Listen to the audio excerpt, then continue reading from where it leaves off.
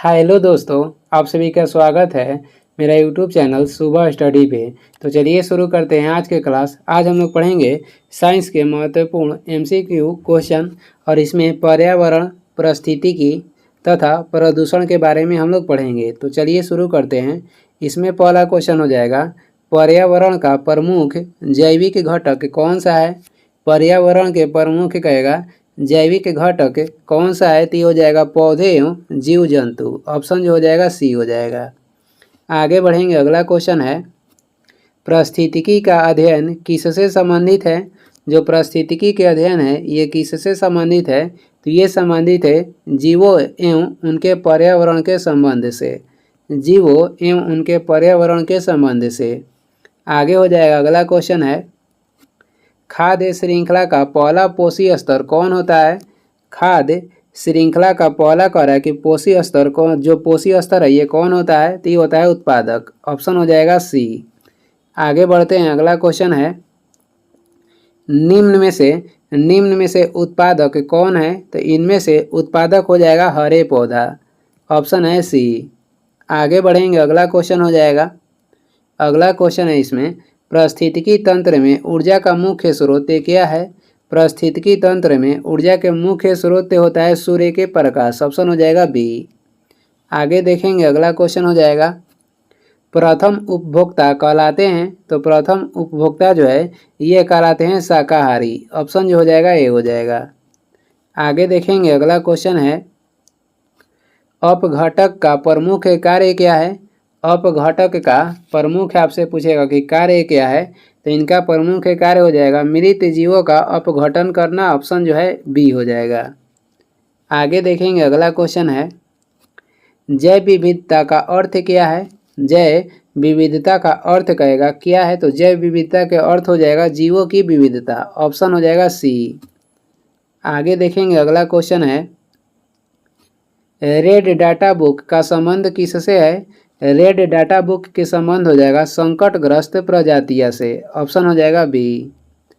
अगला है, ओजोन परत का मुख्य कार्य क्या है।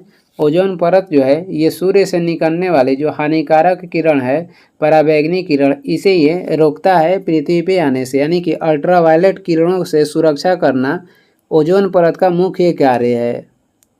आगे बढ़ते हैं, अगला क्वेश्चन हो जाएगा, ओजोन परत के क्षरण का प्रमुख कारण क्या है। ओजोन परत के क्षरण का प्रमुख कारण हो जाएगा CFC, यानी क्लोरोफ्लोरो कार्बन का उत्सर्जन। ये ओजोन परत के क्षरण के कारण हो जाएगा। आगे हो जाएगा, जल प्रदूषण का प्रमुख कारण क्या है। जल प्रदूषण के प्रमुख कारण हो जाएगा औद्योगिक अपशिष्ट। ऑप्शन जो है ए हो जाएगा। आगे देखेंगे, अगला क्वेश्चन है, वायु प्रदूषण से सबसे अधिक प्रभावित अंग कौन सा है। वायु प्रदूषण से सबसे अधिक प्रभावित जो अंग है ये हो जाएगा फेफड़ा। ऑप्शन हो जाएगा बी। आगे बढ़ेंगे, निम्न में से कौन सी ग्रीन हाउस गैस नहीं है। इसमें से आपको बताना है कि कौन सी ग्रीन हाउस गैस नहीं है, तो ऑक्सीजन जो है इसमें ग्रीन हाउस गैस नहीं है। बाकी कार्बन डाइऑक्साइड हो जाएगा, मीथेन हो जाएगा और नाइट्रस ऑक्साइड, ये सभी ग्रीन हाउस गैस है। आगे बढ़ते हैं, जैव अपघटनीय पदार्थ कौन सा है। जैव अपघटनीय पदार्थ कहेगा इसमें से, तो ये हो जाएगा कागज। ऑप्शन है सी। आगे देखेंगे, अगला हो जाएगा, प्लास्टिक किस प्रकार का अपशिष्ट है, तो प्लास्टिक हो जाएगा अजैव अपघटनीय अपशिष्ट। ऑप्शन जो है बी हो जाएगा। आगे बढ़ेंगे, अगला क्वेश्चन हो जाएगा, अगला है, चिपको आंदोलन का मुख्य उद्देश्य क्या था। चिपको आंदोलन का मुख्य उद्देश्य हो जाएगा वृक्षों की रक्षा करना।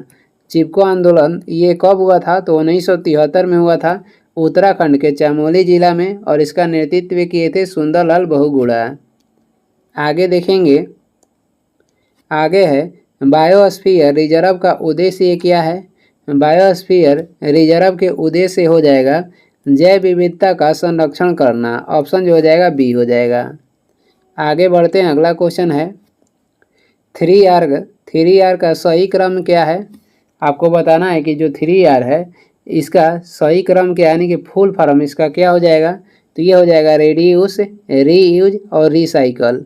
3R का सही क्रम हो जाएगा रेड्यूस, रीयूज और रिसाइकल। ये 3R के फुल फॉर्म का ये या सही क्रम है।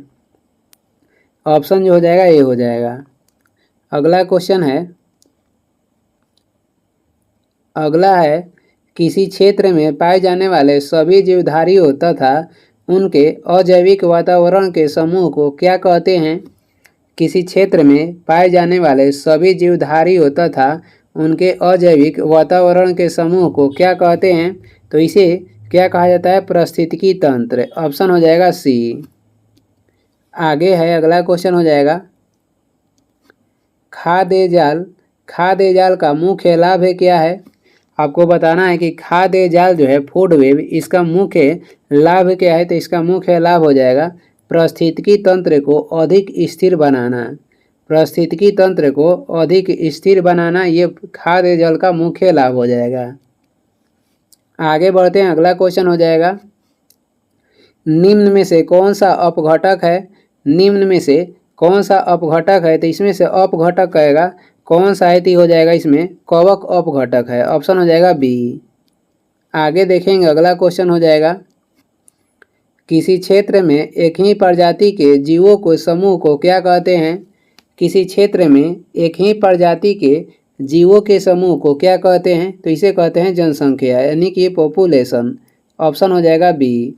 आगे बढ़ेंगे, आगे हो जाएगा, पारिस्थितिकी तंत्र में ऊर्जा का प्रवाह होता है। पारिस्थितिकी तंत्र में जो ऊर्जा के प्रवाह होता है ये होता है कैसा? तो एक दिशीय होता है, नहीं कि एक दिशा में होता है। ऑप्शन जो हो जाएगा डी हो जाएगा। आगे बढ़ेंगे, अगला क्वेश्चन है, अगला है जय आवर्धन मुख्यतः किससे संबंधित है? कह रहा है कि जय आवर्धन जो है यानी कि बायो मैग्निफिकेशन ये किससे संबंधित है मुख्य रूप से? तो ये संबंधित है कीटनाशकों का खाद्य श्रृंखला में बढ़ना। कीटनाशकों का खाद्य श्रृंखला में बढ़ना ये हो जाएगा जय आवर्धन का मुख्य ये संबंध इससे।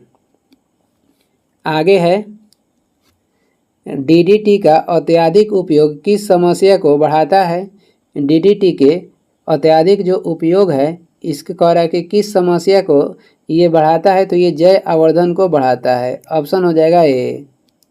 आगे बढ़ेंगे, अगला क्वेश्चन हो जाएगा, निम्न में से कौन सी नवीकरणीय ऊर्जा है? तो इसमें से नवीकरणीय ऊर्जा कहेगा कौन सी है? तो ये हो जाएगा सौर ऊर्जा। सौर ऊर्जा क्या है? तो नवीकरणीय ऊर्जा है। आगे बढ़ते हैं, जीवाश्म ईंधन का उदाहरण है। तो इसमें से जीवाश्म ईंधन के उदाहरण कौन सा हो जाएगा? कोयला जो है ये जीवाश्म ईंधन का उदाहरण है। ऑप्शन हो जाएगा सी। आगे बढ़ते हैं, आगे हो जाएगा, कार्बन मोनोऑक्साइड का मुख्य स्रोत क्या है? कार्बन मोनोऑक्साइड के मुख्य स्रोत हो जाएगा अधूरा दहन। अधूरा दहन जो है ये कार्बन मोनोऑक्साइड का मुख्य स्रोत है। आगे बढ़ते हैं, अगला हो जाएगा, अत्यधिक ध्वनि प्रदूषण से सबसे अधिक प्रभावित होती है। अत्यधिक ध्वनि प्रदूषण से सबसे अधिक प्रभावित होगा तो ये श्रवण शक्ति यानी सुनने की शक्ति। ऑप्शन जो हो जाएगा बी हो जाएगा। आगे बढ़ेंगे, अगला क्वेश्चन हो जाएगा, क्वेश्चन है निम्न में से कौन सा जल जनित प्रदूषक नहीं है? कह रहा है कि निम्न में से कौन सा जल जनित प्रदूषक नहीं है? तो इसमें जल जनित प्रदूषक नहीं है ऑक्सीजन। ऑप्शन हो जाएगा डी। आगे बढ़ते हैं, अगला क्वेश्चन हो जाएगा, पेयजल को रोगाणु मुक्त करने के लिए सामान्यतः किसका उपयोग किया जाता है? तो पेयजल को रोगाणु मुक्त करने के लिए इसमें क्लोरीन का उपयोग किया जाता है। ऑप्शन हो जाएगा ए। आगे हो जाएगा, अगला क्वेश्चन है, निम्न में से कौन सा जैव विविधता हॉटस्पॉट भारत में स्थित है? कह निम्न में से कौन सा जैव विविधता हॉटस्पॉट भारत में स्थित है? तो हो जाएगी पश्चिमी घाट। पश्चिमी घाट जो है यहाँ पे भारत में जैव विविधता हॉटस्पॉट सबसे अधिक पाई जाती है। आगे बढ़ेंगे, अगला क्वेश्चन हो जाएगा, वृक्षारोपण का मुख्य लाभ क्या है? वृक्षारोपण के मुख्य लाभ हो जाएगा वातावरण में CO2 की कमी जो मात्रा है उसे कम होती है। ऑप्शन ये हो जाएगा। आगे बढ़ते हैं, ग्रीन पीस क्या है? ग्रीन पीस आपको बताना है कि क्या है। ग्रीन पीस है ये पर्यावरण संरक्षण का संगठन है। ऑप्शन हो जाएगा ए। आगे देखेंगे अगला क्वेश्चन हो जाएगा, भारत में वन्य जीव संरक्षण अधिनियम जो है ये कब लागू हुआ था? तो भारत में वन्य जीव संरक्षण अधिनियम लागू हुआ था 1972 में। ऑप्शन हो जाएगा बी। पर्यावरण संरक्षण अधिनियम जो था 1986 में लागू किया गया था। आगे बढ़ेंगे अगला क्वेश्चन हो जाएगा, अगला है जैव विविधता संरक्षण का सबसे प्रभावी उपाय क्या है? जैव विविधता संरक्षण का सबसे प्रभावी उपाय आपको बताना है कि क्या है, तो हो जाएगा संरक्षित क्षेत्र बनाना। ऑप्शन हो जाएगा बी, संरक्षित क्षेत्र बनाना ये जैव विविधता संरक्षण के सबसे प्रभावी उपाय है। आगे बढ़ेंगे अगला क्वेश्चन हो जाएगा, निम्न में से कौन सा राष्ट्रीय उद्यान एक सींग वाले गेंडे के लिए प्रसिद्ध है? तो एक सींग वाले गेंडे के लिए प्रसिद्ध राष्ट्रीय उद्यान हो जाएगा काजीरंगा राष्ट्रीय उद्यान, और ये कहाँ पे है? तो असम में है। आगे बढ़ते हैं अगला क्वेश्चन हो जाएगा, अगला क्वेश्चन हो जाएगा इसमें, निम्न में से पर्यावरण संरक्षण का सबसे अच्छा उपाय कौन सा है? निम्न में से पर्यावरण संरक्षण के सबसे अच्छा उपाय कहेगा, आपको बताना है कि इसमें से क्या हो जाएगा। तो ऑप्शन देख लीजिए, बताइए कि निम्न में से पर्यावरण संरक्षण के सबसे अच्छा उपाय कौन सा हो जाएगा। तो इसमें से हो जाएगा ऑप्शन सी 3R यानी कि रिड्यूस, रीयूज, रिसाइकल, ये पर्यावरण संरक्षण के सबसे अच्छा उपाय है। ऑप्शन जो हो जाएगा सी हो जाएगा। आगे बढ़ेंगे, जीवमंडल क्या है? जीवमंडल क्या है? तो जीवमंडल हो जाएगा पृथ्वी का वह भाग जहाँ जीवन पाया जाता है उसे कहते हैं जीवमंडल। ऑप्शन हो जाएगा बी। अगला है, किसी पारिस्थितिकी तंत्र में सर्वाधिक ऊर्जा किस पोषी स्तर पर उपलब्ध होती है? किसी पारिस्थितिकी तंत्र में सर्वाधिक जो ऊर्जा है ये किस पोषी स्तर पर उपलब्ध होती है? तो ये प्राथमिक पोषी स्तर पर उपलब्ध होती है और उसमें आता है उत्पादक। तो ऑप्शन हो जाएगा सी। आगे देखेंगे, 10% ऊर्जा हस्तांतरण का नियम किसने दिया था? जो 10% ऊर्जा हस्तांतरण का नियम है ये किसके द्वारा दिया गया था? तो ये दिया गया था लिंडमैन के द्वारा। ऑप्शन हो जाएगा बी। आगे हम लोग बढ़ेंगे, अगला क्वेश्चन हो जाएगा, निम्न में से कौन सा जैव भू रासायनिक चक्र नहीं है? निम्न में से कौन सा जैव भू रासायनिक चक्र नहीं है? तो इसमें से कौन सा नहीं है? तो ध्वनि चक्र ये जैव भू रासायनिक चक्र नहीं है। ऑप्शन जो हो जाएगा डी हो जाएगा। आगे बढ़ेंगे, अगला क्वेश्चन हो जाएगा, नाइट्रोजन स्थिरीकरण मुख्यतः किसके द्वारा किया जाता है? नाइट्रोजन स्थिरीकरण जो है ये कह रहा है कि मुख्यतः किसके द्वारा किया जाता है? तो ये किया जाता है किसके द्वारा? राइजोबियम जीवाणु के द्वारा। ऑप्शन हो जाएगा बी। आगे बढ़ेंगे, अगला क्वेश्चन हो जाएगा, वायुमंडल में सर्वाधिक मात्रा में कौन सी गैस पाई जाती है?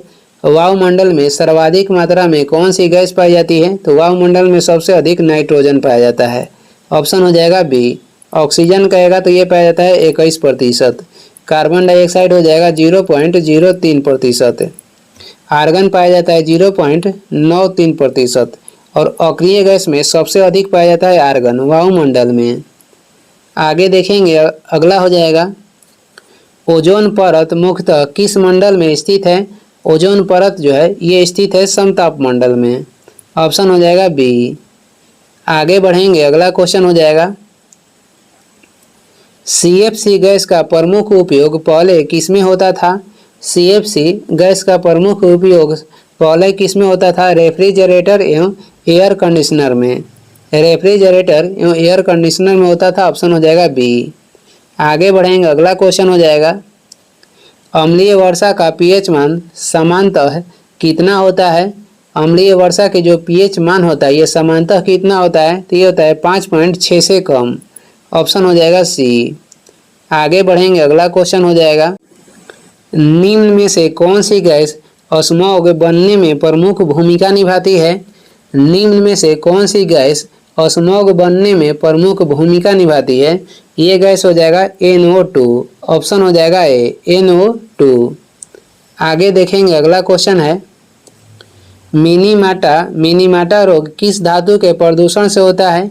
तो ये पारा के प्रदूषण से होता है। ऑप्शन हो जाएगा डी। आगे देखेंगे, आगे है इटाई इटाई रोग किस धातु से संबंधित है? तो ये कैडमियम धातु के प्रदूषण से संबंधित है इटाई इटाई रोग। अगला हो जाएगा, अगला है भोपाल गैस त्रासदी में कौन सी गैस का रिसाव हुआ था? भोपाल गैस त्रासदी में कौन सा गैस के रिसाव हुआ था? तो ये हुआ था मिथाइल आइसोसाइनेट का। ऑप्शन जो हो जाएगा बी हो जाएगा। आगे बढ़ते हैं, अगला क्वेश्चन है जैव विविधता का सबसे समृद्ध पारिस्थितिकी तंत्र कौन सा है? जैव विविधता का सबसे समृद्ध पारिस्थितिकी तंत्र कौन सा है? इसमें हो जाएगा उष्णकटिबंधीय वर्षा वन। उष्णकटिबंधीय वर्षा वन ऑप्शन जो है बी हो जाएगा। आगे देखेंगे, अगला क्वेश्चन है विश्व पर्यावरण दिवस के विषय जो है प्रत्येक वर्ष कौन निर्धारित करता है? विश्व पर्यावरण दिवस के विषय यानी कि थीम प्रत्येक वर्ष कौन निर्धारित करता है? तो ये करता है यूएनईपी, यानी इसका फुल फॉर्म हो जाएगा यूनाइटेड नेशन एनवायरनमेंट प्रोग्राम। इसकी स्थापना जो हुआ था 1972 में हुआ था। आगे बढ़ेंगे, अगला क्वेश्चन हो जाएगा यूएनईपी के मुख्यालय कहेगा कहाँ पर स्थित है? तो इसका मुख्यालय स्थित है नैरोबी में। ऑप्शन हो जाएगा डी। आगे बढ़ते हैं, जैव विविधता पर सम्मेलन किस वर्ष हुआ था? जैव विविधता पर सम्मेलन जो हुआ था ये किस वर्ष हुआ था? तो पहली बार ये हुआ था 1992 में। ऑप्शन हो जाएगा ए। आगे बढ़ेंगे, अगला क्वेश्चन है साइलेंट वैली किस राज्य में स्थित है? साइलेंट वैली कहेगा तो ये स्थित है केरल में। वही एक आता है साल्ट वैली, तो साल्ट वैली जो है कहाँ पे है? तो ये है कर्नाटक में। आगे देखेंगे, अगला क्वेश्चन हो जाएगा निम्न में से कौन सी एक ग्रीन हाउस गैस नहीं है? तो इसमें से ग्रीन हाउस गैस कौन सी नहीं है? ऑक्सीजन जो है ये ग्रीन हाउस गैस नहीं है। बाकी मीथेन, नाइट्रस ऑक्साइड और जलवाष्प ये सभी क्या है? तो ये एक प्रकार के ग्रीन हाउस गैस है। आगे बढ़ेंगे, अगला क्वेश्चन हो जाएगा, अगला है किसी क्षेत्र में पौधों एवं जीवों की मूल प्रजातियों को नष्ट करने वाली बाहरी प्रजातियां कहलाती हैं? किसी क्षेत्र में पौधों एवं जीवों के मूल प्रजातियों को नष्ट करने वाली बाहरी प्रजातियां क्या कहलाती है? तो ये कहलाती है आक्रामक प्रजातियां। आक्रामक प्रजातियां कहलाती है। ऑप्शन हो जाएगा बी। आगे देखेंगे, अगला क्वेश्चन है, अगला क्वेश्चन इसमें से हो जाएगा भारत में राष्ट्रीय हरित अधिकरण की स्थापना कब हुई? भारत में राष्ट्रीय हरित अधिकरण यानी कि एनजीटी नेशनल ग्रीन ट्रिब्यूनल की स्थापना कब हुआ था? ये हुआ था 2010 में। मुख्यालय कहाँ पे है? तो न्यू दिल्ली है। न्यू दिल्ली इसका मुख्यालय है। आगे हो जाएगा किसी पारिस्थितिकी तंत्र में पोषी स्तरों के बीच ऊर्जा का हस्तांतरण औसतन कितना होता है? तो किसी पारिस्थितिकी तंत्र में पोषी स्तरों के बीच ऊर्जा के हस्तांतरण औसतन होता है 10%। और ये नियम दिए थे कौन? तो लिंडमैन। ऑप्शन हो जाएगा डी। आगे हम लोग बढ़ेंगे, अगला क्वेश्चन हो जाएगा इसमें भारत का पहला बायोस्फीयर रिजर्व कौन सा है? तो भारत के पहला बायोस्फीयर रिजर्व हो जाएगा नीलगिरी। और इसकी स्थापना जो हुई थी ये हुई थी 1986 में। आगे देखेंगे, अगला क्वेश्चन हो जाएगा निम्न में से कौन सा यूनेस्को विश्व धरोहर एवं बायोस्फीयर रिजर्व दोनों है? निम्न में से कौन सा यूनेस्को विश्व धरोहर एवं बायोस्फीयर रिजर्व दोनों है? तो इसमें से कौन हो जाएगा? तो ये हो जाएगा सुंदरवन। ऑप्शन हो जाएगा बी। आगे बढ़ते हैं, अगला क्वेश्चन हो जाएगा किसी क्षेत्र की सभी जनसंख्याओं का समूह क्या कहलाता है? किसी क्षेत्र की सभी जनसंख्याओं के समूह को कहा जाता है समुदाय। ऑप्शन हो जाएगा ए। आगे बढ़ेंगे, अगला क्वेश्चन हो जाएगा खाद्य श्रृंखला में सर्वोच्च उपभोक्ता सामान्यतः कौन होता है? खाद्य श्रृंखला में सर्वोच्च उपभोक्ता सामान्यतः कह रहा है कि कौन होता है? तो ये होता है शीर्ष परभक्षी। शीर्ष परभक्षी होता है। ऑप्शन हो जाएगा सी। आगे बढ़ेंगे, अगला क्वेश्चन है निम्न में से कौन सा प्राथमिक वायु प्रदूषक है? तो इसमें से प्राथमिक वायु प्रदूषक हो जाएगा सल्फर डाइऑक्साइड। ऑप्शन हो जाएगा ए। सल्फर डाइऑक्साइड ये निम्न में से प्राथमिक वायु प्रदूषक है। अगला क्वेश्चन हो जाएगा इसमें से ट्रोपोस्फेरिक ओजोन किस प्रकार का प्रदूषक है? ट्रोपोस्फेरिक यानी कि भूमि स्तरीय ओजोन किस प्रकार का प्रदूषक है? तो ये हो जाएगा द्वितीयक प्रदूषक। ऑप्शन हो जाएगा बी। आगे देखेंगे अगला क्वेश्चन हो जाएगा, निम्न में से कौन सा भारी धातु प्रदूषण का उदाहरण है? निम्न में से कौन सा भारी धातु प्रदूषण का उदाहरण है? ये हो जाएगा पारा यानी कि मरकरी। ऑप्शन हो जाएगा ए। आगे बढ़ते हैं, अगला क्वेश्चन हो जाएगा, अगला है जय अपघटनीय अपशिष्ट का उदाहरण है। जय अपघटनीय अपशिष्ट के उदाहरण कर इसमें क्या है? तो ये हो जाएगा प्लास्टिक की बोतल। ऑप्शन हो जाएगा ए। आगे बढ़ते हैं, अगला क्वेश्चन हो जाएगा, जलवायु परिवर्तन का मुख्य कारण माना जाता है। जलवायु परिवर्तन के मुख्य कारण क्या माना जाता है? तो ग्रीन हाउस गैसों की वृद्धि। ऑप्शन हो जाएगा ए। अगला क्वेश्चन हो जाएगा, अगला है इसमें पर्यावरणीय प्रभाव आकलन का उद्देश्य क्या है? पर्यावरणीय प्रभाव आकलन के जो उद्देश्य है आपको बताना है कि पर्यावरणीय प्रभाव आकलन का मुख्य उद्देश्य क्या है? तो इसमें हो जाएगा परियोजनाओं के पर्यावरणीय प्रभाव का आकलन करना। ऑप्शन जो हो जाएगा बी हो जाएगा, परियोजनाओं के पर्यावरणीय प्रभाव का आकलन करना। आगे देखते हैं, अगला क्वेश्चन हो जाएगा, भारत में स्वच्छ गंगा मिशन मुख्यतः किस नदी से संबंधित है? स्वच्छ गंगा मिशन संबंधित है गंगा नदी से। आगे बढ़ेंगे, आगे हो जाएगा, कार्बन फुटप्रिंट का संबंध किससे है? कार्बन फुटप्रिंट के संबंध हो जाएगा ग्रीन हाउस गैस उत्सर्जन की मात्रा से। ऑप्शन हो जाएगा बी।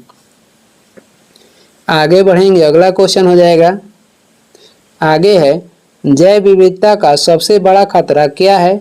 जैव विविधता का सबसे बड़ा खतरा हो जाएगा आवास का विनाश। आवास के विनाश ये जैव विविधता का सबसे बड़ा खतरा है।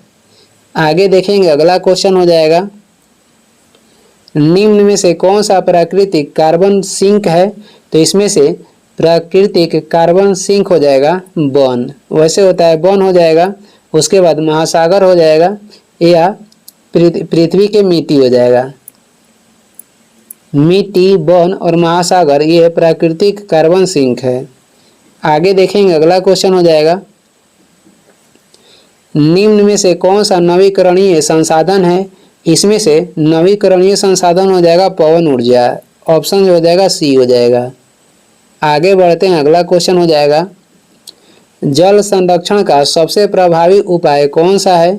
जल संरक्षण का सबसे प्रभावी उपाय कहेगा ये हो जाएगा वर्षा जल संचयन। ऑप्शन हो जाएगा ए, वर्षा जल संचयन ये जल संरक्षण के सबसे प्रभावी उपाय हो जाएगा।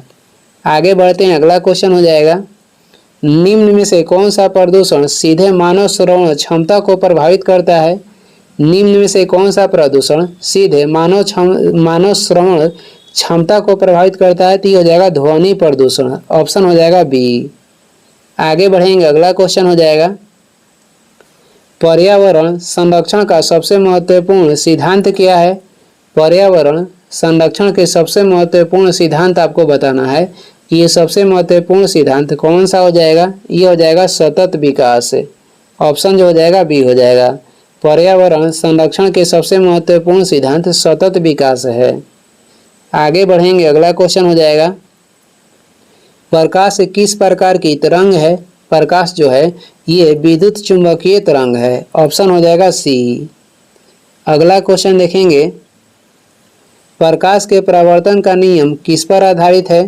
तो प्रकाश के परावर्तन के जो नियम है ये आपतन कोण बराबर परावर्तन कोण होता है, ये इस नियम पर आधारित है। ऑप्शन हो जाएगा ए। आगे बढ़ेंगे, अगला क्वेश्चन हो जाएगा, समतल दर्पण द्वारा बनने वाला प्रतिबिंब कैसा होता है? तो समतल दर्पण द्वारा बनने वाला प्रतिबिंब होता है आभासी एवं सीधा। ऑप्शन हो जाएगा बी। आगे हो जाएगा, अगला क्वेश्चन है, उत्तल दर्पण का मुख्य उपयोग कहाँ पे होता है? उत्तल दर्पण के मुख्य उपयोग जो होता है ये वाहन के रियर व्यू मिरर में होता है। ऑप्शन हो जाएगा बी। आगे देखेंगे, प्रकाश के अपवर्तन का कारण क्या है? तो प्रकाश के अपवर्तन के कारण हो जाएगा माध्यम बदलने पर वेग बदलना, ये प्रकाश के अपवर्तन के कारण हो जाएगा। आगे देखते हैं, अगला क्वेश्चन है, प्रिज्म द्वारा कौन सी घटना प्रदर्शित होती है? तो प्रिज्म के द्वारा प्रदर्शित होने वाली घटना हो जाएगा वर्ण विक्षेपण। ऑप्शन हो जाएगा बी, वर्ण विक्षेपण। आगे देखेंगे, कैमरे में किस प्रकार का लेंस प्रयोग किया जाता है? तो कैमरे में प्रयोग होने वाली लेंस हो जाएगी उत्तल लेंस। ऑप्शन हो जाएगा डी। आगे देखेंगे, अगला क्वेश्चन है, ध्वनि निर्वात में क्यों नहीं चलती है? तो ध्वनि की आपको बताना है कि निर्वात में यात्रा क्यों नहीं करती है। तो ध्वनि की निर्वात में यात्रा न करने के कारण हो जाएगा कि वहाँ पे माध्यम नहीं होता है और ध्वनि के चलने के लिए माध्यम की आवश्यकता होती है। ऑप्शन हो जाएगा बी। आगे देखेंगे, अगला क्वेश्चन हो जाएगा, 20 हर्ट्ज से कम आवृत्ति की ध्वनि कहलाती है? तो 20 हर्ट्ज से कम आवृत्ति की ध्वनि कहलाती है अश्रव्य ध्वनि। ऑप्शन हो जाएगा सी। और श्रव्य ध्वनि जिसे मनुष्य सुन सकते हैं इसका प्रास होता है 20 हर्ट्ज से लेकर 20,000 हर्ट्ज तक, 20,000 हर्ट्ज तक। और इससे अधिक के जो ध्वनि होती है उसे कहते हैं पाराश्रव्य। 20,000 हर्ट्ज से ऊपर की ध्वनि को क्या बोलते हैं? पाराश्रव्य ध्वनि। आगे देखेंगे, अगला क्वेश्चन हो जाएगा, अगला है, प्रतिध्वनि सुनने के लिए मूल ध्वनि और परावर्तित ध्वनि के बीच न्यूनतम समय कितना होना चाहिए? प्रतिध्वनि सुनने के लिए मूल ध्वनि और परावर्तित ध्वनि के बीच न्यूनतम जो समय है ये कितना होना चाहिए? तो ये होना चाहिए 0.1 सेकेंड। 0.1 सेकेंड ऑप्शन हो जाएगा डी। आगे देखेंगे, अगला क्वेश्चन हो जाएगा, सोनार किस सिद्धांत पर कार्य करता है? जो सोनार है ये ध्वनि के परावर्तन पे कार्य करता है, यानी कि ध्वनि के प्रतिध्वनि पे ये कार्य करता है। आगे देखते हैं, अगला क्वेश्चन हो जाएगा, प्रकाश वर्ष किसकी इकाई है? प्रकाश वर्ष ये दूरी के इकाई है। एक प्रकाश वर्ष बराबर होता है 9.46 × 10⁻15 मीटर, और वही किलोमीटर में कहेगा तो 10⁻12 किलोमीटर हो जाता है। आगे बढ़ेंगे, अगला क्वेश्चन हो जाएगा, प्रकाश का कौन सिद्धांत किस वैज्ञानिक ने दिया था? प्रकाश के कौन सिद्धांत जो है ये न्यूटन के द्वारा दिया गया था। ऑप्शन हो जाएगा बी। आगे देखेंगे, अगला क्वेश्चन हो जाएगा, प्रकाश का तरंग सिद्धांत किसने प्रतिपादित किया? प्रकाश के तरंग सिद्धांत ये हाइजेनबर्ग प्रतिपादित किए थे। ऑप्शन हो जाएगा बी। हाइजेनबर्ग प्रकाश के तरंग सिद्धांत दिए थे। आगे देखेंगे, अगला क्वेश्चन हो जाएगा, प्रकाश के विद्युत चुंबकीय सिद्धांत का प्रतिपादन किसने किया था? प्रकाश के विद्युत चुंबकीय सिद्धांत के प्रतिपादन किसके द्वारा किया गया था? तो मैक्सवेल के द्वारा। ऑप्शन हो जाएगा ए। आगे बढ़ेंगे, अगला क्वेश्चन है, प्रकाश के व्यक्तीकरण का सिद्धांत किस प्रयोग से सिद्ध हुआ? प्रकाश के व्यक्तीकरण का सिद्धांत जो है किस प्रयोग से सिद्ध हुआ था? तो प्रकाश के व्यक्तीकरण के जो सिद्धांत है ये सिद्ध हुआ है यंग का द्विछिद्र प्रयोग से। यंग के द्विछिद्र प्रयोग से प्रकाश के व्यक्तीकरण के सिद्धांत जो है सिद्ध हुआ है। ऑप्शन हो जाएगा बी। आगे बढ़ते हैं, अगला क्वेश्चन है, प्रकाश का विवर्तन किसका प्रमाण है? प्रकाश के विवर्तन जो है आपको बताना है कि ये किसका प्रमाण है। तो प्रकाश के विवर्तन ये प्रमाण है तरंग प्रकृति का। ऑप्शन हो जाएगा ए, तरंग प्रकृति का। आगे देखेंगे, अगला क्वेश्चन हो जाएगा, जब प्रकाश विरल माध्यम से संघन माध्यम में प्रवेश करता है तब वह यानी कि उसका परिवर्तन क्या होता है? जब प्रकाश विरल माध्यम से संघन माध्यम में प्रवेश करेगा तब क्या होगा? तो ये अभिलंब की ओर मुड़ता है, ये अभिलंब की ओर मुड़ जाता है। आगे है, पूर्ण आंतरिक परावर्तन किस स्थिति में होता है? पूर्ण आंतरिक परावर्तन जो है ये कब होता है? जब प्रकाश संघन माध्यम से विरल माध्यम में जाता है तब क्या होता है? तो पूर्ण आंतरिक परावर्तन होता है। ऑप्शन हो जाएगा ए। आगे बढ़ते हैं, अगला क्वेश्चन हो जाएगा, निकट दृष्टि दोष में प्रतिबिंब कहाँ बनता है? निकट दृष्टि दोष में जो प्रतिबिंब बनता है ये रेटिना के सामने बनता है, यानी कि आगे बनता है। ऑप्शन हो जाएगा बी। और इसमें निकट की ही वस्तु दिखाई देती है। इसमें क्या होता है? तो निकट की ही वस्तु दिखाई देती है। आगे हो जाएगा, अगला है, प्रेसबायोपिया प्रेस बायोपिया मुख्यतः किससे संबंधित है? तो ये संबंधित है उम्र बढ़ने से दृष्टि दोष। उम्र बढ़ने से दृष्टि दोष जो होता है ये प्रेस बायोपिया मुख्यतः इसी से संबंधित है। ऑप्शन हो जाएगा ए। आगे बढ़ते हैं, अगला क्वेश्चन हो जाएगा नेत्र के किस भाग पर प्रतिबिंब बनता है? तो नेत्र के किस भाग पे प्रतिबिंब बनता है? रेटिना बनता है। नेत्र के कौन सा भाग है जो कि दान किया जाता है? तो ये हो जाएगा कॉर्निया। अगला क्वेश्चन हो जाएगा इसमें ध्वनि की प्रबलता किस पर निर्भर करती है? ध्वनि की प्रबलता जो है ये आयाम पर निर्भर करती है। ऑप्शन हो जाएगा बी। अगला क्वेश्चन हो जाएगा अल्ट्रासोनिक तरंगों का उपयोग नहीं किया जाता है। किसमें अल्ट्रासोनिक तरंगों का उपयोग नहीं किया जाता है? तो ये रेडियो प्रसारण में नहीं किया जाता है। ऑप्शन हो जाएगा डी। आगे बढ़ते हैं, अगला क्वेश्चन हो जाएगा डॉपलर प्रभाव किससे संबंधित है? डॉपलर प्रभाव जो है ये संबंधित है ध्वनि की आवृत्ति में परिवर्तन से। ऑप्शन हो जाएगा बी। अगला क्वेश्चन है, आगे देखेंगे प्रतिध्वनि उत्पन्न होने के लिए परावर्तक सतह की न्यूनतम दूरी लगभग कितनी होनी चाहिए? तो प्रतिध्वनि उत्पन्न के लिए परावर्तक सतह की जो न्यूनतम दूरी है ये होना चाहिए 17 मीटर। ऑप्शन हो जाएगा सी। आगे देखेंगे प्रकाश का द्वैत स्वभाव किस वैज्ञानिक ने स्पष्ट किया? यानी कि ड्यूल स्वभाव, जैसे कि तरंग तथा कण ये दो स्वभाव प्रकाश के किस वैज्ञानिक ने स्पष्ट किया था? तो ये किए थे आइंस्टीन। ऑप्शन हो जाएगा बी। आगे बढ़ेंगे, अगला क्वेश्चन हो जाएगा फोटो इलेक्ट्रिक प्रभाव की व्याख्या किसने की है? तो फोटो इलेक्ट्रिक प्रभाव की व्याख्या की है आइंस्टीन ने। ऑप्शन हो जाएगा बी। आगे बढ़ते हैं, अगला क्वेश्चन हो जाएगा जब प्रकाश संघन माध्यम से विरल माध्यम में क्रांतिक कोण से अधिक कोण पर जाता है तब कौन सी घटना होती है? जब प्रकाश संघन माध्यम से विरल माध्यम में क्रांतिक कोण से अधिक कोण पर जाता है तब कौन सी घटना होती है? तब ये घटना होता है पूर्ण आंतरिक परावर्तन। ऑप्शन इसमें हो जाएगा बी। आगे देखेंगे, अगला क्वेश्चन हो जाएगा किसी लेंस की फोकस दूरी 50 सेंटीमीटर है तो उसकी क्षमता कितनी होगी? तो इसकी क्षमता हो जाएगी कितना? तो 2 डायऑप्टर हो जाएगा। ऑप्शन हो जाएगा बी। आगे देखेंगे, अगला क्वेश्चन हो जाएगा समतल दर्पण द्वारा बना प्रतिबिंब वस्तु से कितनी दूरी पर बनता है? समतल दर्पण द्वारा बना प्रतिबिंब वस्तु से कितना दूरी पर बनता है? तो ये वस्तु जितनी दूरी दर्पण से है उतनी ही दूरी पर दर्पण के पीछे बनता है। ऑप्शन हो जाएगा सी। वस्तु जितनी दूरी दर्पण से है उतनी ही दूरी दर्पण के पीछे बनता है। आगे हो जाएगा, अगला क्वेश्चन है सूर्यास्त के बाद भी कुछ समय तक सूर्य दिखाई देने के कारण क्या है? तो सूर्यास्त के बाद भी कुछ समय तक सूर्य दिखाई देने के कारण हो जाएगा वायुमंडलीय अपवर्तन। ऑप्शन हो जाएगा बी। आगे बढ़ेंगे, अगला क्वेश्चन हो जाएगा आकाश का नीला रंग किस कारण दिखाई देता है? आकाश के नीला रंग जो है ये किस कारण दिखाई देता है? तो प्रकीर्णन के कारण। ऑप्शन हो जाएगा बी। आगे देखेंगे, अगला क्वेश्चन हो जाएगा किसी ध्वनि की आवृत्ति 500 हर्ट्ज है, इसका अर्थ है कि वह प्रति सेकंड कितने कंपन करती है?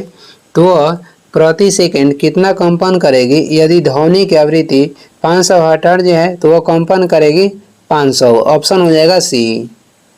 आगे देखेंगे, अगला क्वेश्चन हो जाएगा कौन सा उपकरण पराश्रव्य तरंगों का उपयोग करता है?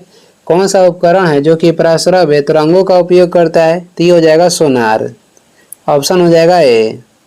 आगे बढ़ते हैं, अगला क्वेश्चन हो जाएगा डॉपलर प्रभाव का उपयोग किसमें किया जाता है? डॉपलर प्रभाव के उपयोग जो है ये वाहन की गति मापने में किया जाता है। ऑप्शन हो जाएगा ए।